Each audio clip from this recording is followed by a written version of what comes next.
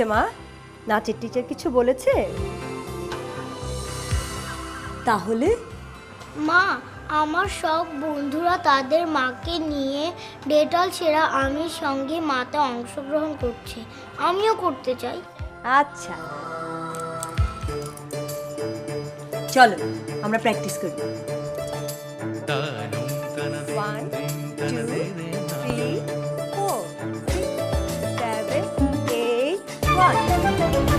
কে হবে ডেটল সেরা আমির সঙ্গে মা সিজন 3 চ্যাম্পিয়ন?